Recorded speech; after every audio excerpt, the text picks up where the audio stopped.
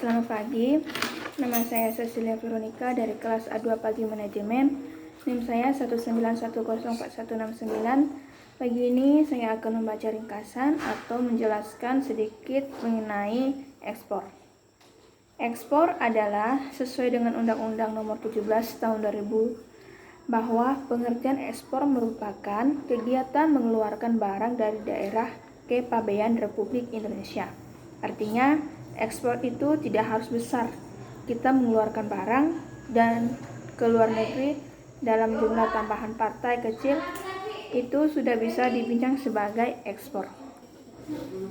Mengapa ekspor itu penting?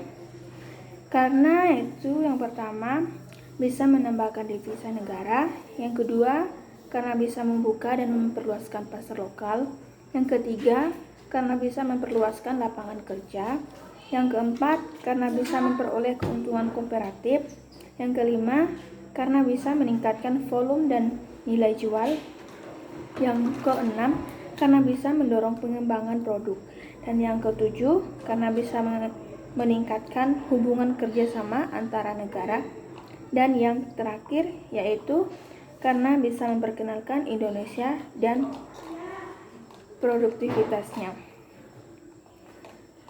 Mengapa harus menggunakan ekspor? Yaitu pertama karena pengusaha eksportir itu lebih survei di berbagai krisis, dan kedua karena negara yang unggul adalah negara yang mengandalkan ekspornya seperti negara Cina, negara Jepang, dan negara Korea. Itu adalah negara-negara yang unggul. Dan yang ketiga, pengusaha eksportir adalah pionir dan ujung tombak dalam membuat meyakinkan produk negeri menuju selera pasar global kepada para produsen, pengrajinan, petani, industri, olahan, industri kreatif, dan pengrajinan, dan lain-lain. Yang keempat, bahwa saat ini sudah banyak perjanjian perdagangan internasional atau free order agreement yang dapat mengurangi sekat-sekat antara negara, sehingga sudah tidak ada lagi sekat-sekat antara negara.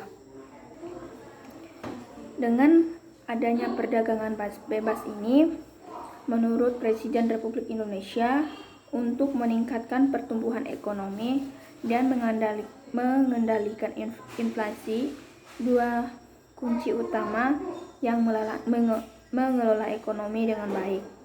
Salah satunya adalah pertumbuhan ekonomi untuk menginjak ekspor dan investasi. Bagaimana untuk menjadi seorang eksportir? Caranya itu yang pertama tentunya harus ada pembeli di luar negeri, dan yang kedua ada produknya yang akan dijual. Itu adalah poin utamanya. Berikutnya yaitu langkah-langkah untuk menjadi seorang eksportir. Yang pertama, eksportir harus mempunyai badan hukum, dan yang kedua meningkatkan barang yang akan diekspor setelah ada pembelinya. Yang ketiga, membuat invoice, packing list, dan shipping invoices. Yang keempat, sertifikat halal untuk negara-negara muslim. Yang kelima, menyerahkan invoice, packing list itu ke ranking shopping dengan atau tawaran. Yang keenam, terbit memberitahukan eksportir barang dari bea cukai dan nota juga pemberitahuan ekspor atau NPWE. Yang ketujuh, biosotasi sertifikat dan formulasi sertifikat untuk produk pertanian. Dan yang terakhir, pembuatan sertifikat of trading menggunakan PEP dan juga invoice packing list. Nah, setelah dokumen-dokumen ekspor tersebut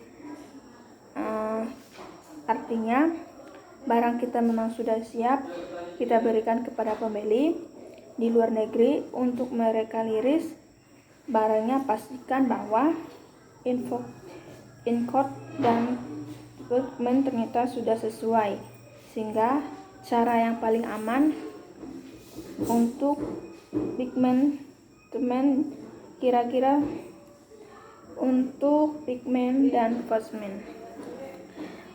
Inilah sedikit penjelasan dari saya mengenai ekspor.